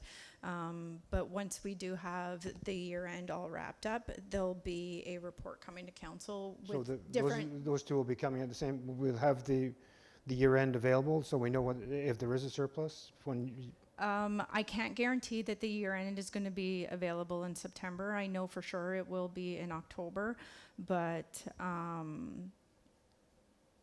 for the small capital projects, what can happen is the CAO and I can discuss what we want to do and then decide how we want to proceed. If we want to maybe hold it until October and have both come at the same time, and then a decision can be made, or how that would be easier for council to decide. Through conversations that I've had over the last couple of months with our bank consultants, is they're expecting the next jump in loan rates to occur sometime possibly in November. So ideally, I'd like to get some of the paperwork started prior to that occurring. Again, also that's just an estimated time frame on their end, but that's kind of like what they're hearing. Thank you. Any further comments or questions, council? We're receiving this report as information. Seeing none, thank you, Treasurer. All in favor? Carried. Item 7.7. That council authorizes the passing of bylaw number 56-22, being a bylaw to authorize the write-off of municipal taxes and the vesting of properties in the municipality of Sioux, and further, that council declares the property set out in Schedule A of bylaw number 56-22 surplus and directs staff to sell the properties in accordance with municipal policy and practices. Moved by Councillor Bath, seconded by Councillor Fallon. Discussion starting with Councillor Timpson. You're good, I think? I had missed the appendix with the addresses on it. Are they Hudson or Sioux? Through you, Mayor Lawrence, the properties are in Hudson. Okay. Yeah, that was my only question. I think the distinction is, are they Third Street in Hudson and 3rd Avenue in Sioux? Is it avenues and streets? Is that how, or there are avenues in Hudson too? No, through you, Mayor Lawrence, there's both. There's streets in Hudson, but there's also avenues in Hudson and Sioux. The ones in the report were for Hudson, though. So. Correct. Thank They're you. in Hudson properties. Anything further? No, that was it. All in favor? Carried. Thank you. Item 7.10, enable virtual participation in council meetings. Whereas currently the municipality has in place bylaws prohibiting the participation of councillors in council meetings except for virtual participation in special council meetings.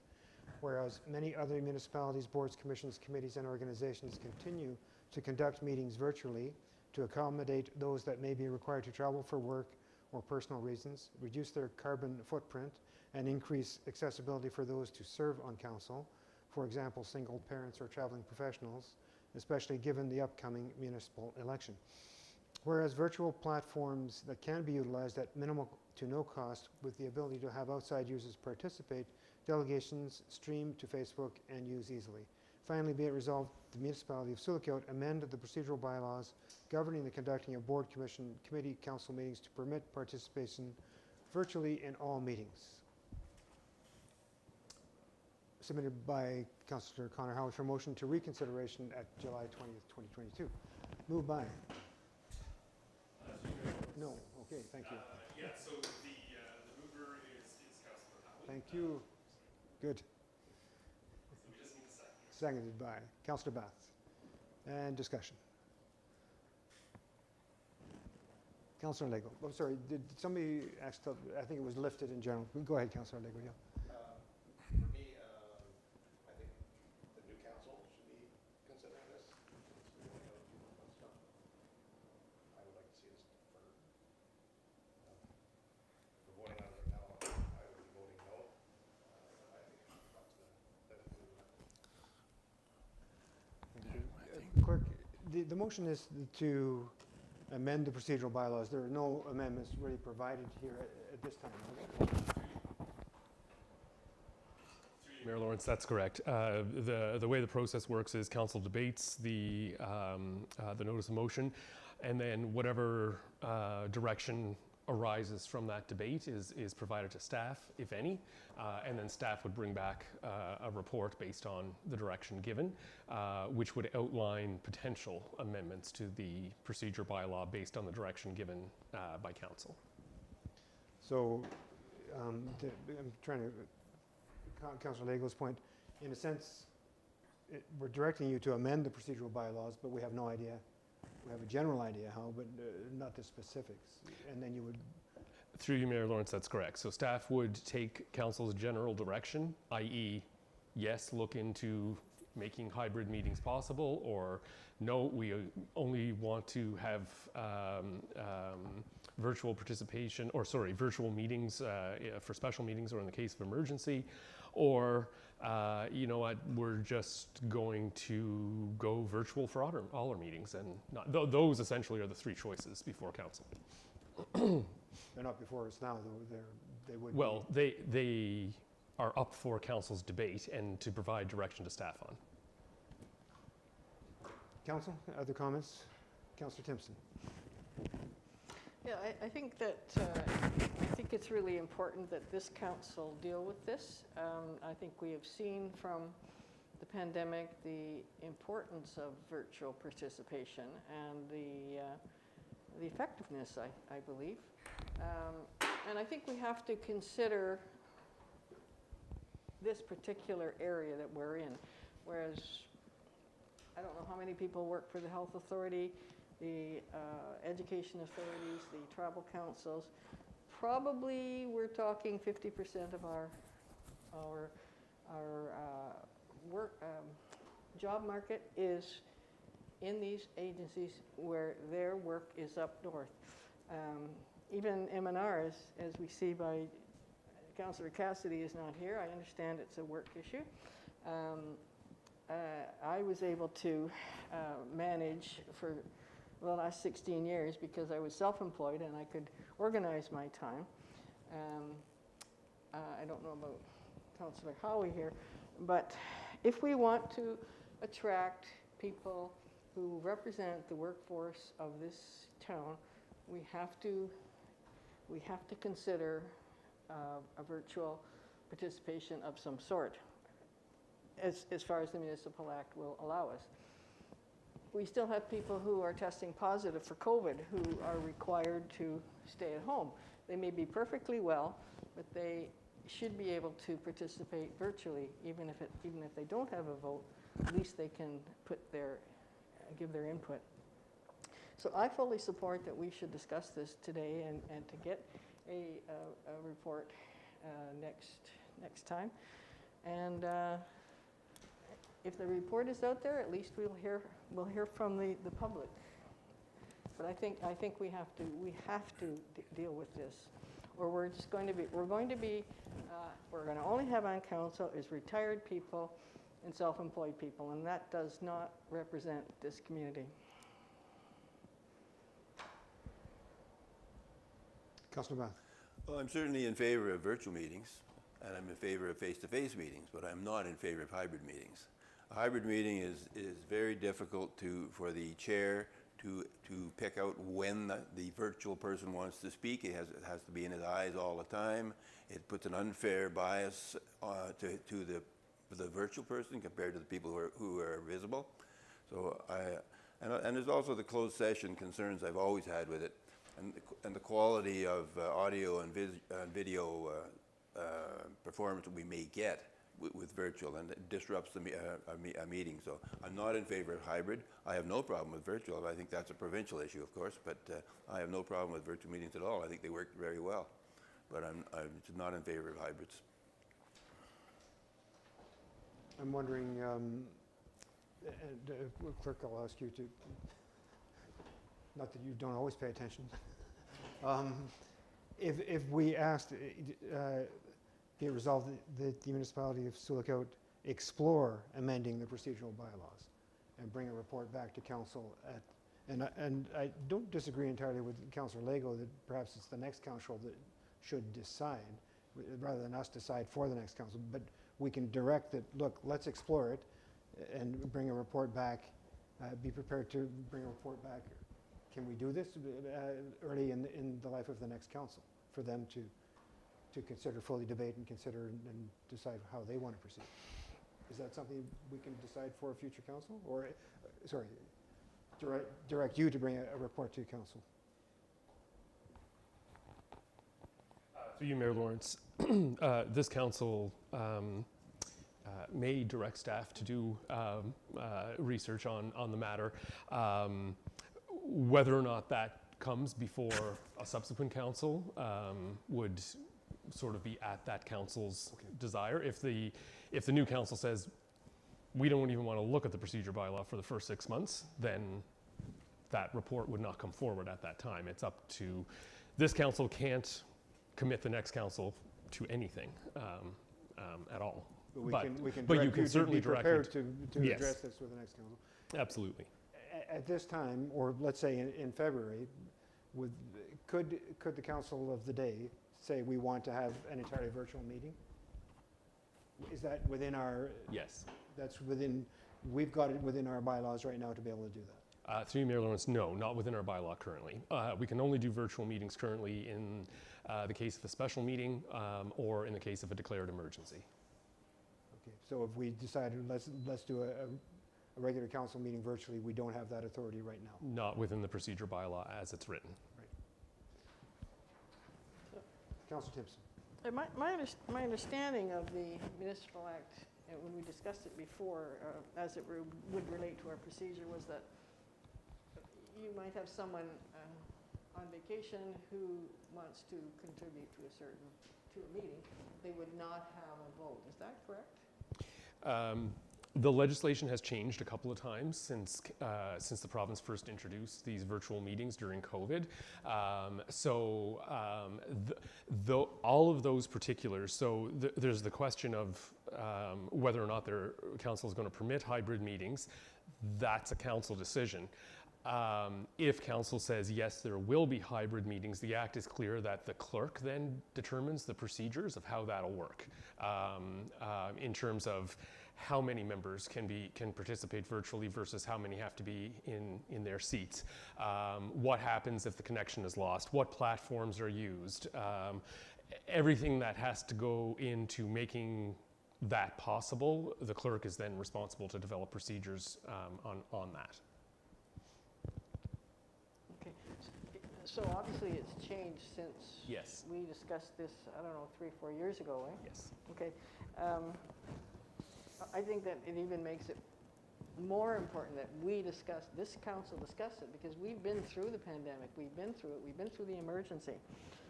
we got to stick with, we got to come to the 21st century when it comes to decision making. I feel very, very strongly about that. Or we're not going to have people that have real jobs that want to be on council. It'll just be, continue to be retired people and business people and self-employed people. Councillor Howie. Yeah, so this is a motion that I submitted, and you know, I'm not running in the upcoming election, and I'm really just doing this to open the doors to make council more accessible, for more people to serve, for more voices to be heard. Again, it is a significant component of our community, those that travel, those that work, like Councillor Timpson said, for health authorities, for travel councils. You know, myself, I've traveled 3 of the 4 weeks this month already, and I could have traveled again all this week. We just had a bit of a hybrid meeting with the presentation from the delegation, our hydro board meeting for the shareholders. That was largely hybrid as well, and I mean, they worked out pretty well, minus that TV going out earlier in this meeting. But again, I want to see a large piece of our community represented, a large piece of our community heard. You know, Councillor Timpson did say that, you know, the council tables have previously been a little more senior in age in representation, and I really hope to see this next council be a little more diverse across our community. So again, I think it's the smart choice, it's the progressive choice to just simply acknowledge the other voices in our community and make it more accessible. Councillor Timpson. Yeah, I mean, I think you can predict, you know when your regular meeting is, you can predict that, and you can block that time off. But with so many special meetings, so many committees, you could be working full-time, having something all the time going on. And people just can't do that. So we've got to adapt to the reality of a part-time council in this particular setting. Councillor Lego. Did the clerk not state that special council meetings can be done virtually? And what about committee meetings? Through you, Mayor Lawrence, so committees have to follow the same procedure bylaw essentially as council. So committees rarely have special meetings. So all committee meetings, since council resumed in-person, committee meetings did as well. Of course, now we're talking about 4 committees altogether, as opposed to the litany that we had earlier. So I have several. I mean, I don't disagree with the concept, but I think the detail is there are some things in the detail that require a lot of planning, thought, and whatever. To be eligible to run in this election, you need to be 18 years of age, a Canadian citizen, and live in Sioux-Lookout or own property in Sioux-Lookout.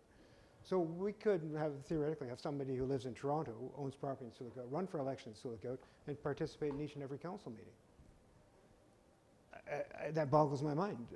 Like, you know, one of the things on, you know, tonight's statutory planning meeting wasn't all that specific. It was general, but on planning meetings, I like to go out and drive by the properties and get a feel for things. I mean, we live here, we have a pretty good feel. I mean, I know that's perhaps an extreme, but the door, like, how do you exclude that possibility, or do you exclude that possibility? Is that what we want? You know, is the concept that somebody, and if snowbirders or whatever the term is now, if somebody wants to go away for 3 or 4 months in the winter, that's their choice. But that somebody is participating for 4 months from a meeting from Las Vegas or wherever it is in Sioux-Lookout, it rankles me a little bit. They're not here living in the community as a citizen living here, knowing the community. There's a considerable difference. So those are just, I mean, some small situations. Never mind, as Councillor Bass said, chairing the meeting and being part of, not as chair, but in other, at the KDSB, where there's hybrid meetings going. And quite frankly, it is a mess. It's very, very difficult to manage, control. If we were to do that, there would need to be, if we commit, there must be a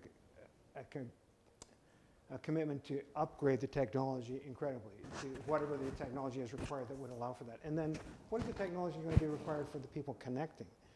and what's the connectivity, and how much leeway do we give somebody's going in and out and whatever. This is more than just needs to be debated at this outgoing council. This needs a fulsome report for consideration by a future council, in my opinion. Councillor Howard, you had your hand up. Yeah, I was just going to say, I mean, our procedure bylaw allows councillors to miss, I think, up to 3 regular meetings. So in theory, you could leave for the large piece of the winter already, go vacation, come back and serve. I mean, we have a. I think it's sorry. Can second any excused absences or just absences? They do have to be excused, I believe, by council, yes. So there's some tolerance level that's allowed. Yeah. The remaining council can say, we're not going to excuse you. Okay, nonetheless, we do have a democratic process though. So if that Toronto property owner did get elected in the election, say there are people running against him, he got elected in the election, that's what the people want. So I mean, we as the council, we represent some of those voices. I guess, you know, we also represent the Toronto property holder at the table too. So I think, you know, Councillor Timpson said it's an important discussion, and I don't doubt that it does need a report. There's going to be pros and cons to everything. There's pros and cons to letting people in Toronto vote in Sioux out. So, I mean, here we are, and I support a full report whenever it comes. But yeah. Councillor Lego. Did the clerk say that anyone virtual is not allowed to vote? Is that what? Through you, Mayor Lawrence, so there were restrictions around that earlier on in the process, and there were also restrictions around the number of people who could be virtual and versus how many had to be in their seats at the table, which of course creates another issue. If you need to have a quorum in the room, and yet 4 people say, no, I'm participating virtually, then we can't have a meeting. So there's lots of those types of hiccups that need to be looked at and addressed and figured out in terms of how that would work. Yeah, I agree with Mayor Lawrence's comments with respect to the upgrading of technology. I mean, I'm hoping tonight that folks at home who were watching the live stream could hear our presenters, because we had to take a lapel mic and put it over on that microphone. So people at home didn't see the presentation, because right now we don't have the ability to integrate a Zoom feed into the same feed that goes out for the live stream of the council meeting. So clearly there are some things that would need to be investigated, and some investments made to make the technology work, both for the people participating remotely, as well as the chair and the members who are participating in the room, for sure. So, to Councillor Timpson's point about being progressive, I like to think I'm progressive.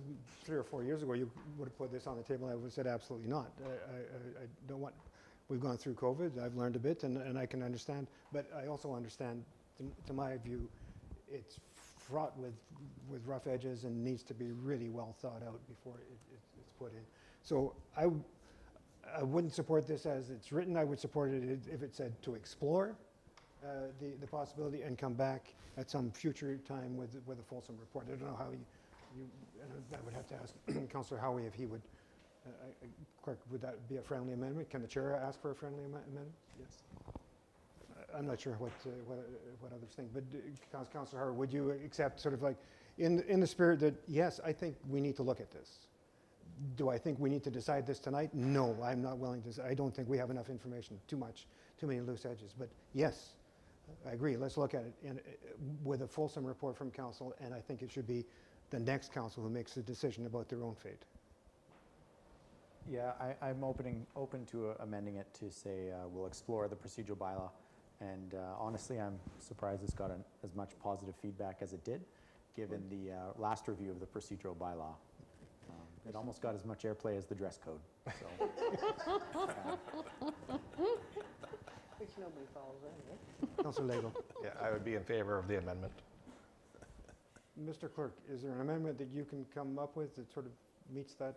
The pressure is. Yes. Through Mayor Lawrence, yes.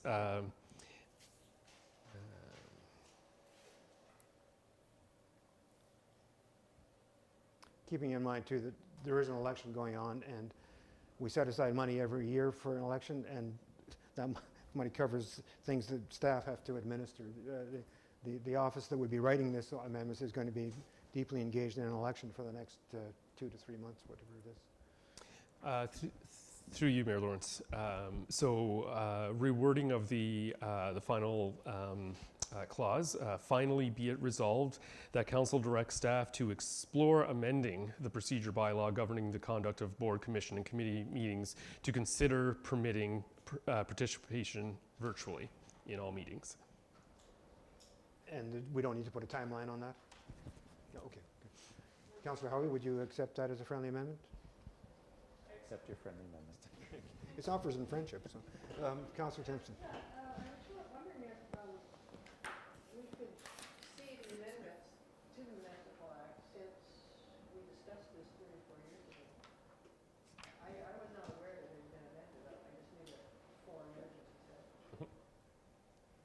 Yeah, through you, Mayor Lawrence, we would certainly include that in the report that comes back on the procedure bylaw. I'd like to find it myself. Can you? Oh, sure. I can shoot you the section of the Municipal Act that describes it. Certainly. Sorry, Clerk, I think we only need the mover now to accept the friendly amendment? You just need Correct. the mover and the second? Okay, thanks. Any final discussion with that amended motion? Seeing none, I will call for a friendly vote. Friendly. All in favor? Carried, thank you.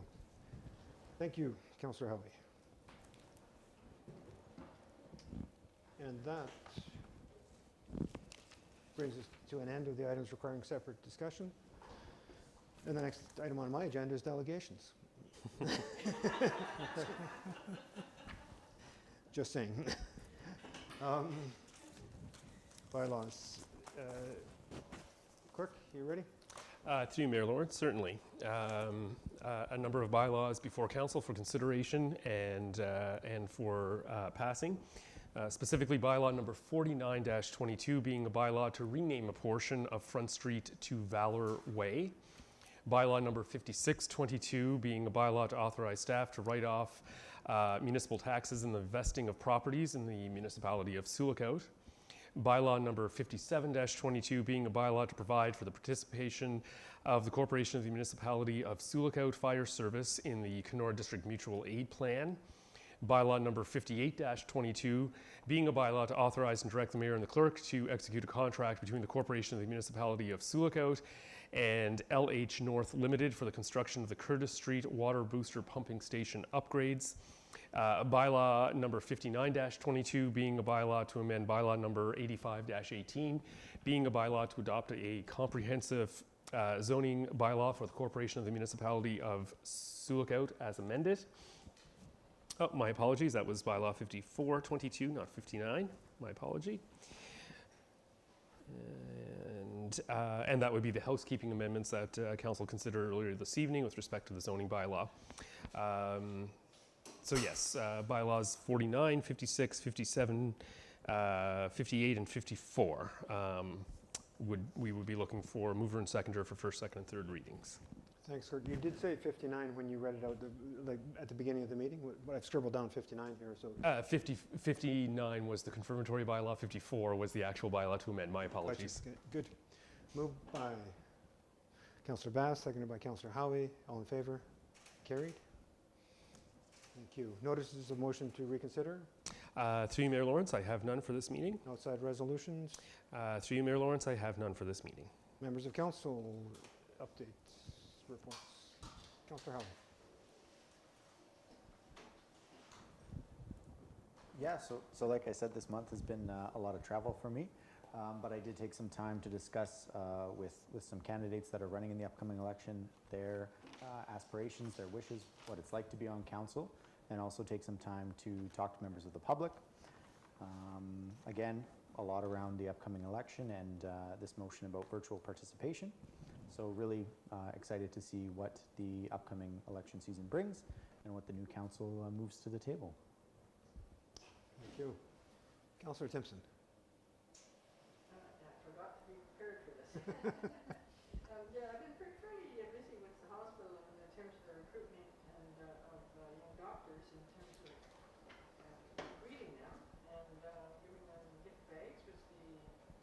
municipality's been very generous with, and been very good to see. As you know, we came close to having to close the emergency for the month of July, and so the board and I met with the chief of staff and was able to create a little program of greeting some of these people that were coming up and keeping us going. So, one of the board members is taking some of the folks fishing and hoping that they will feel this is a very nice community and friendly community and we'll come back. So that's one thing that the mayor and I have been doing. Library board has been again having to recruit CEO, so it's part of that process is basically supporting the finance and personnel committee. The other committees have not met. Truth and reconciliation didn't meet, but we did do a little event canoeing around the island, Creaminess Island, which was rather fun during the Blueberry Festival.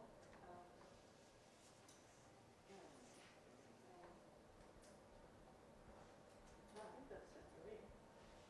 Kind of a fun month from council, probably. Yesterday was a great time. Okay. Thank you. Councillor Bath. Work, work, work. So we have the usual committees, PACE and Hydro. So interestingly, councillors will know that both of those committees have decided they will operate only virtually. Hydro that's actually made that declaration, and PACE, we tried to get a face-to-face meeting, and there was no way we'd get a quorum, so the PACE I would suspect, will be meeting virtually more often. That'll be a good thing, actually, because the board of directors of PACE is whittled down to very few, and they're from all over the area. But I don't, as long as everybody's virtual, I'm okay with that, and I think it'll work fine. Our platform isn't the best, not anywhere close to what the municipality has, and that's a problem. The Hydro's is good, so it's good. Thank you. Councillor Fallon. Nothing. Thank you. Councillor Lego. Yeah, I spent the day at the first day of the trade show at the municipality booth, talking to people about the Cedar Bay Ad Hoc Committee and getting some input from the community. And then just had 2 other Cedar Bay Ad Hoc Committee meetings on July 28th and August 17th. And that was my month since last meeting. Very good. It's interesting. So the health unit, we haven't had a regular board meeting, but special board meeting, executive meetings, and some stakeholder engagement meetings. And the health unit decided back in April and May which dates we committed to 2 in-person meetings if the situation was good. The next one being September, but the rest of the year we decided the virtual platform. And like PACE, for the health unit, people are coming from Atikokan, Fort Francis, Rainy River, Sioux, Dryden, all going to Kenora. It's the virtual meetings for something like that all makes a lot of sense on these regional boards and committees. We've had multiple policing coalition meetings and had our delegation with the Solicitor General at AMO and a post-AMO meeting with the Solicitor General staff earlier this week. And I think it's all going ahead according to strategy, and we'll see where it ends up. Participated in the trade show. We've had a council special meeting, AMO Health Task Force meeting. And through my participation in the AMO Health Task Force, when I attended AMO the day before, I was invited by the Dr. Rose Zacharias, the new president of the Ontario Medical Association, the physicians organization, to meet with her, have a one-on-one. So I had a one-on-one meeting with her to talk about Sioux healthcare situation. And it went from half an hour to about an hour and a quarter. And there's a contact there that I will be hoping to bring her to Sioux and meet with some of the agencies here, see what happens. She was very interested in Sioux to reach out and then to have a lengthy meeting.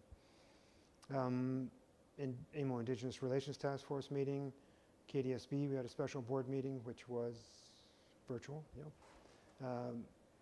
and with Councillor Timpson, who's doing a wonderful job of the physician orientation. I've been able to participate in 2 of those, and Councillor Timpson, I think it's very valuable that you're doing that. And the 2 I've been with 2 physicians each time at the Northern Clinic, actually, and we get half an hour with these physicians, just trying to get them to enjoy their stay and possibly come back and speak well of us to other colleagues who might want to come here. Well of us meaning the municipality. Well, hopefully Councillor Timpson and myself as well.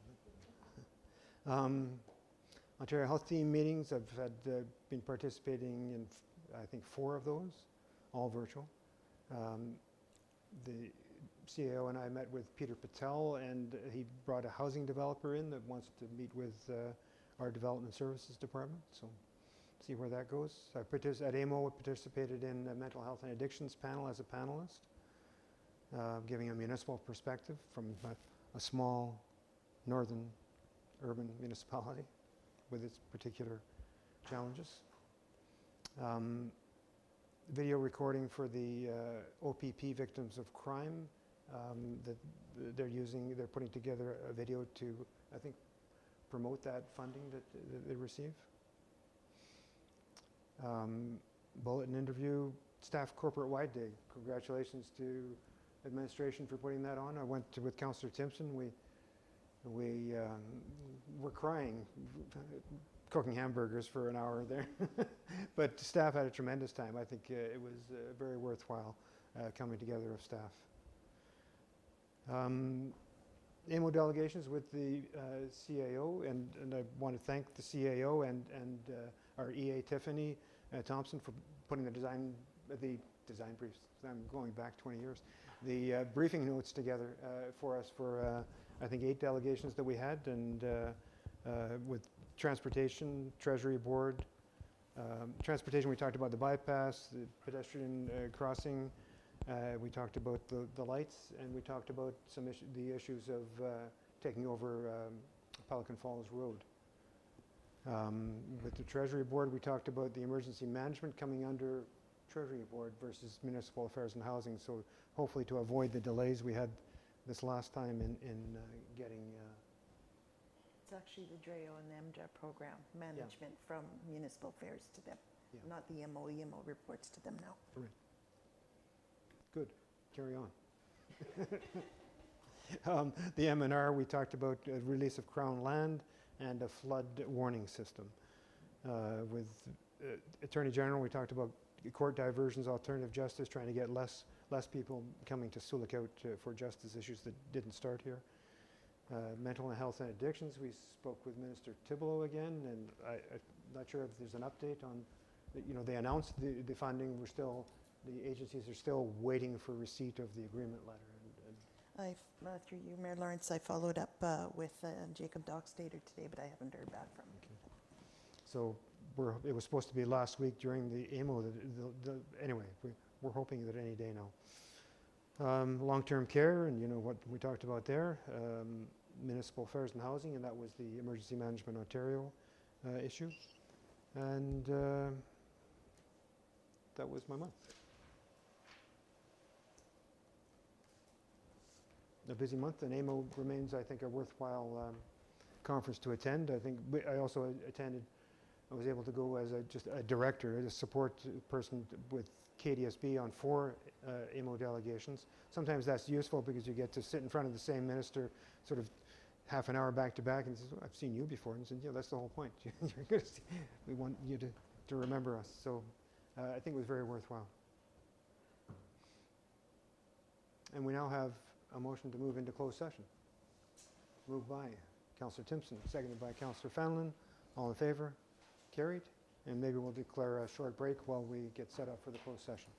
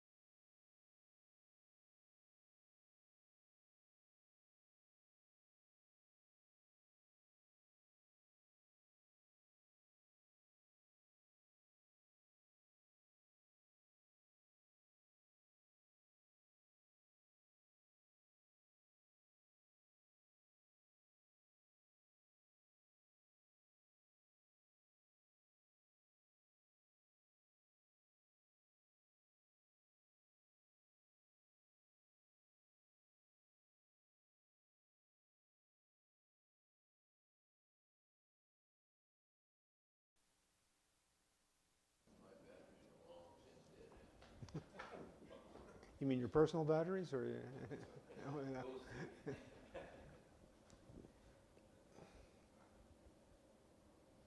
Your voice isn't slowing down. Yeah?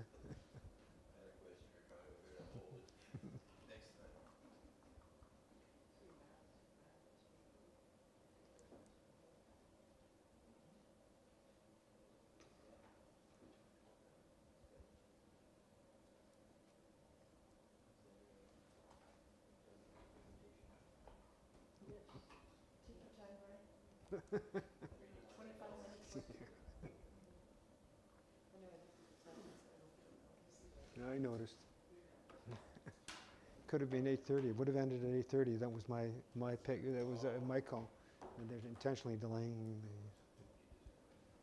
I thought asking my question. You're in on this too, then. Yep.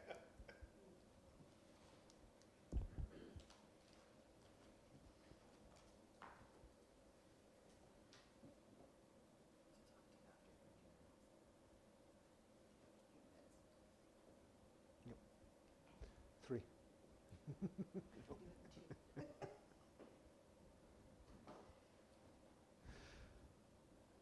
Report out from closed session.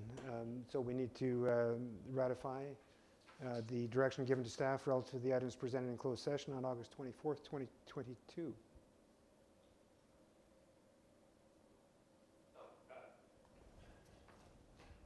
you. Through you, Mayor Lawrence.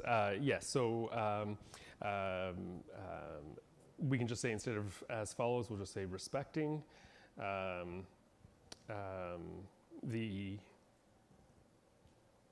sorry, actually what's right there is fine. Just removing the as follows. There was no specific other directions, so that's fine. Moved by Councillor Bath, seconded by Councillor Fenlon. All in favor? Carried. And bylaw number 60-22 being a bylaw to confirm the proceedings of the Council of Municipalities Silicon August 24, 2022 regular council meeting. We read a first, second, and third time and passed. Moved by Councillor Howie, seconded by Councillor Timpson. All in favor? Carried. Your battery can now die. We are adjourned.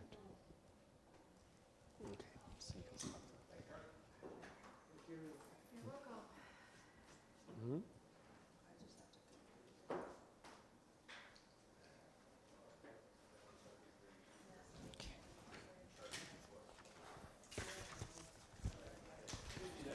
Hey, thank you.